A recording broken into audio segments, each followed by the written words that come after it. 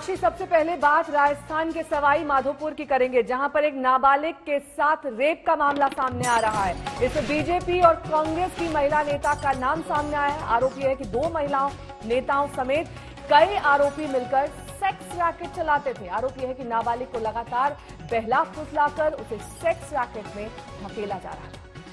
इस मामले में बीजेपी की पूर्व महिला मोर्चा जिला अध्यक्ष सुनीता वर्मा गिरफ्तार हैं। कांग्रेस सेवा दल की महिला मोर्चा की जिला अध्यक्ष पूनम चौधरी फरार हैं।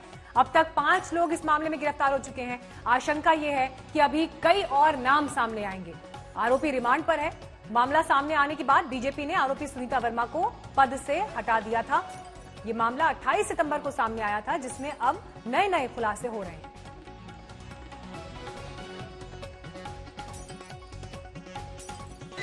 इस प्रकरण के अंदर अभी सुनीता वर्मा जो महिला मोर्चा अध्यक्ष है उसको गिरफ्तार किया गया है। इसके साथ ही हीरालाल मीणा को गिरफ्तार किया गया है। इनके द्वारा जिन व्यक्तियों को पीड़िता के साथ दुष्कर्म के लिए मैनेज किया गया था, उसमें एक संदीप शर्मा को गिरफ्तार किया गया है, एक शिवराम मीणा को गिरफ्तार किया गया है। क्या इन लोगों के आगे भी कोई तार जुड़े हुए हैं बड़े लोगों से भी? सुनीता वर्मा और हीरालाल मीणा ये दोनों साथी हैं। इनसे अभी और इंफॉर्मेशन किया जा रहा है। आज न्यायालय पेश किया गया है और उनका पुलिस से अभिरक्षा प्राप्त की गई है। इससे गहनता से पूछताछ की जा रही है। बीजेपी के महिला मोर्चा से जुड़ी नेता गिरफ्तार हो चुकी हैं। ये सेक्स रैकेट चला रही थी, जिसमें लड़कियों को बहला फुसलाकर शामिल किया जाता था। कांग्रेस सेवा दल से जुड़ी महिला आरोपी फरार बताई जा रही हैं और इस पूरे मामले में रोजाना नए खुलासे हो रहे हैं। 28 सितंबर का ये मामला बताया जा रहा है। कांग्रेस सेवा दल से ये महिलाएं जुड़ी हुई थी और सवाई माधोपुर में सेक्स रैकेट चला रही थी। ये 2 महिलाएं बीजेपी और कांग्रेस से संबंधित हैं और ऐसे में अब पार्टियों पर भी सवाल उठ रहे हैं। हालांकि इन पर कार्रवाई तो की गई है, लेकिन क्या ये कार्रवाई काफी है? क्योंकि इस बड़े सेक्स रैकेट का पर्दाफाश सवाई माधोपुर से हुआ है। इसमें कई लड़कियां शामिल हैं जिन्होंने कंप्लेन की है और अब उसी के आधार पर कार्रवाई की जा रही है। शरद कुमार जुड़ गए हमारे साथ और जानकारी के साथ। शरद, देखिए, लगातार अभी थोड़ी देर पहले भी आप डिबेट का हिस्सा थे। चर्चा और बात तो यही हो रही है कि महिलाओं के प्रति महिलाओं के खिलाफ जो अपराध हो रहे हैं और उनके प्रति जो तेजी होनी चाहिए इंसाफ को लेकर, उसमें कमी दिखाई देती है। अब देखिए, राजस्थान से ये मामला आ रहा है सामने, जिसमें कांग्रेस सेवा दल से जुड़ी महिला भी है तो बीजेपी की नेता भी शामिल है। देखिए मीनाक्षी, सियासत का इतने शर्मनाक चेहरा और कोई नहीं हो सकता कि छोटी बच्ची 15 साल की थाने पहुंची और उसने कहा कि मेरा बलात्कार करवाया जा रहा है और जबरदस्ती मारपीट कर और मेरा शोषण हो रहा है। उसके बाद जब पुलिस ने आरोपी को गिरफ्तार किया तो सवाई माधोपुर जिला के वो महिला विंग की जिला अध्यक्ष रह चुकी हैं बीजेपी की नेत्री। उसके बाद बीजेपी की नेत्री ने बताया कि पूछताछ से पता चला कि वो सेवा दल की जो पूर्व जिला अध्यक्ष कांग्रेस के, उनके साथ मिलकर ये काम लंबे समय से कर रही हैं। और अब कहा जा रहा है कि जिला के बाहर तक लड़कियां गई जा रही नेताओं का। उन्होंने पोस्ट भी डाला था कुछ दिन पहले कि मैं नेताओं के चेहरे को उजागर करने जा रही हूं, तो उनके पास बहुत सारे सबूत हैं। तो अब इस तरह से जिला अध्यक्ष किसी संगठन की पार्टी का, दोनों ही पार्टियों का रही हुई महिला अगर छोटी बच्चियों के साथ नेताओं के पास भेजती है तो मुझे लगता है अपने आप में एक बड़ी शर्मनाक चेहरा सामने आया है जो पुलिस ने गिरफ्तार किया है। कांग्रेस की जो सेवा दल की नेता हैं वो तो भाग गई हैं कहीं। बीजेपी के नेता जो महिला अध्यक्ष थी सवाई माधोपुर के, उन्हें पुलिस ने गिरफ्तार कर लिया है, कोर्ट में पेश किया गया है और उनसे पता किया जा रहा है कि कितनी लड़कियां थी, कहाँ भेजी जाती थी। लेकिन ये बेहद शर्मनाक चेहरा सामने आया है कि किस तरह से जो बात की जा रही थी क्यों नहीं कि कांग्रेस और बीजेपी दोनों दल के नेता मिलकर इसके खिलाफ लड़ाई लड़े, लेकिन जब खेती बाढ़ को खाए, रक्षक ही भक्षक हो जाए तो किसके पास जाए। ठीक है, बहुत बहुत शुक्रिया शरद इस तमाम जानकारी के लिए आपका। हाथरस मामले में लड़की की पोस्टमार्टम रिपोर्ट और फोरेंसिक रिपोर्ट सामने आई है, जिसमें कहा गया है कि गैंगरेप हुआ ही नहीं बल्कि उसकी मौत हार्ट अटैक से हुई है। परिजन इस पर सवाल उठा रहे हैं। वहीं इलाहाबाद हाईकोर्ट की लखनऊ बेंच ने भी पुलिस की कार्रवाई पर नाराजगी जताई है और यूपी सरकार के बड़े अधिकारियों को नोटिस भेज दिया है। मुझे बेसिक वो भी कुछ हुआ है कि नहीं, तो योगी सरकार शर्म करना चाहिए। बहन बेटियां तो किसी भी समाज की वो सुरक्षित नहीं है।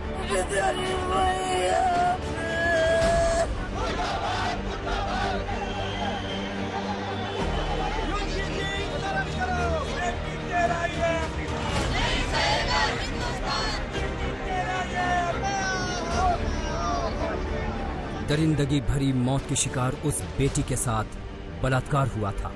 ये आरोप पीड़िता के पिता लगा रहे हैं। हमें इंसाफ चाहिए सर, इंसाफ फांसी होना चाहिए। सजा ऐसे लोगों को जो कि कागज मेरी बेटी साथ में ऐसा अत्याचार किया है, वो ऐसे फांसी की सजा होनी चाहिए। कोई कॉम्प्रोमाइज कोई कॉम्प्रोमाइज नहीं। माँ कह रही है तो क्या करते हैं? कोई रास्ता नहीं है। आज आप एक औरत हैं, आप तो समझ सकती है ना, औरत की मान मर्यादा क्या होती है, सबसे बड़ी एक इज्जत होती है। भाई भाभी कह रहे हैं कि यहाँ पे बोल रहे हैं कि तुम्हारी लड़की अगर कोरोना से मर जाती तो मुआवजा मिल जाता है। ये सब धमकियाँ मिल रही हैं, पापा को धमकाया जा रहा है। लेकिन जिसे गैंगरेप का मामला बताया गया और जिसके कारण हाथरस की निर्भया ने सफदरजंग अस्पताल में दम तोड़ दिया, उस अस्पताल से आई पोस्टमार्टम रिपोर्ट में रेप के आरोप ने भी दम तोड़ दिया है। इस पोस्टमार्टम रिपोर्ट में बलात्कार का कोई जिक्र नहीं। रिपोर्ट में गला दबाने और गर्दन की हड्डी के टूटने का जिक्र है। साथ ही मौत की वजह कार्डियक अरेस्ट को बताया गया है। जो दिल्ली के पीएम रिपोर्ट में जो मृत्यु का कारण आया है, वो गले में चोट होने के कारण और उसके दौरान जो ट्रॉमा होता है उसके कारण आना बताया गया है। जो पोस्टमार्टम रिपोर्ट आई है उसकी ही वकालत यूपी पुलिस पहले से कर दी आ रही है। वो अलीगढ़ के अस्पताल की मेडिकल रिपोर्ट का हवाला देती रही, जिसमें शरीर पर चोट के निशान हैं, लेकिन बलात्कार के नहीं।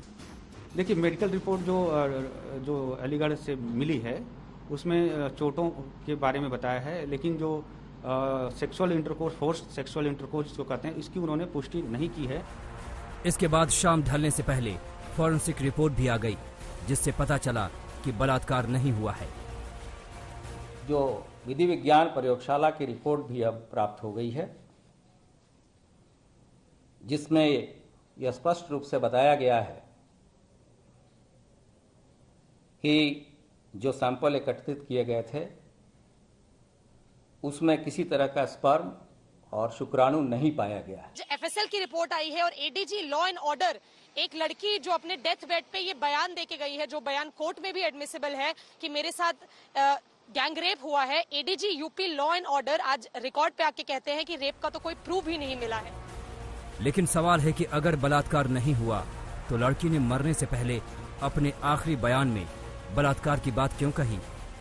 उस दिन जिस दिन आपकी चोट लगी है उस दिन रेप हुआ है। अच्छा, दोनों ने किया था, कोई और भी था? वो दोनों थे और बाकी सब भाग गए थे। अच्छा, बाकी सब भाग गए थे। अच्छा, मम्मी को देख के भाग गए थे। तो आप उस समय होश में थे? थोड़ा सा होश था। अच्छा, तो रेप हुआ आपके साथ? हाथरस की निर्भया ये कहकर मर गई कि उसके साथ बलात्कार हुआ, सामूहिक बलात्कार। उसके परिवार वाले भी यही कह रहे हैं, लेकिन पुलिस और प्रशासन इस बात को नकार रहे हैं। अच्छा, सवाल है कि क्या मरने से पहले दिए बयान में पीड़िता ने गलत बयानी की है? अगर उसके साथ बलात्कार नहीं हुआ तो उसने बलात्कार का आरोप क्यों लगाया? फिर ऐसा क्या हुआ कि पीड़िता को इतनी बेरहमी से पीटा गया जो उसकी मौत हो गई? इन्हीं सवालों के बीच आज तक की उस मुहिम का बड़ा असर हुआ है, जिसके जरिए हाथरस की बिटिया को इंसाफ दिलाने की मांग की जा रही है। इलाहाबाद हाई कोर्ट की लखनऊ बेंच ने मामले की गंभीरता को देखते हुए खुद संज्ञान लिया है। यूपी के DGP, ADG law and order, Hathras के डीएम और एसपी को अदालत ने नोटिस भेजा है। सभी को 12 अक्टूबर को अदालत में हाजिर होने के निर्देश दिए हैं। कोर्ट ने हाथरस पुलिस के अमानवीय बर्ताव पर सवाल उठाए हैं। घर वालों की मर्जी के खिलाफ जाकर लड़की का जल्दबाजी में अंतिम संस्कार करने पर भी नाराजगी जताई है। इस पूरे मसले पर अदालत ने आदेश दिया है कि आज तक के कवरेज से जुड़े कंटेंट भी सुनवाई में मदद के लिए लाए जाएं। कई अन्य मीडिया रिपोर्ट का जिक्र भी अदालत ने किया है। सब महोदय यहाँ के आपको दिखाई दे रहे हैं। उम्मीद है अदालती फटकार और संज्ञान लेने के बाद मामले को दबाने की कोशिश में जुटे प्रशासन को अक्ल आएगी। दिल्ली से संजय शर्मा, हाथरस से चित्रा त्रिपाठी, तनुश्री पांडे और राजेश सिंघल के साथ अभिषेक आनंद, आज तक। आखिर हाथरस में ये क्या हो रहा है? पीड़िता के परिवार से किसी ना मीडिया को मिलने दिया जा रहा है, ना ही विरोधी दलों को। एडीएम ने आज तक संवाददाता से बदसलूकी तक की है। हैरानी तो ये है कि डीएम साहब परिवार को धमकी दे रहे हैं। वो तस्वीर भी हमने आपको आज तक पर दिखाई। वकील तक को परिवार से नहीं मिलने दिया जाता और अब तो रेप थ्योरी को भी उलट दिया गया है, जबकि पीड़ित का डाइंग डिक्लेरेशन है। मरने से पहले हाथरस की पीड़िता ने बोला है, कैमरे पर ये बोला है कि उसके साथ रेप हुआ। परिवार ये बता रहा है कि क्या हुआ, लेकिन प्रशासन के दावे उससे अलग हैं। प्रशासन की तरफ से ये कहा जा रहा है कि इंतजार करिए, 7 दिन में एसआईटी रिपोर्ट देगी। हाथरस की बेटी 9 दिन बाद अपनी आपबीती सुना पाई। घर वाले चीख चीख कर चिल्ला रहे थे, लेकिन पुलिस और प्रशासन रेप थ्योरी को लगातार झुठला रहा है। गैंगरेप की थ्योरी फॉरेंसिक रिपोर्ट में भी खारिज हो गई है। कल पोस्टमार्टम रिपोर्ट और फॉरेंसिक रिपोर्ट आई, जिसमें यह कहा गया कि गैंगरेप नहीं हुआ बल्कि मौत दिल का दौरा पड़ने से हुई। अब सवाल यह है कि सच क्या है, क्या कुछ छिपाया जा रहा है? इस मां की गुहार से किसका दिल नहीं रो पड़ेगा।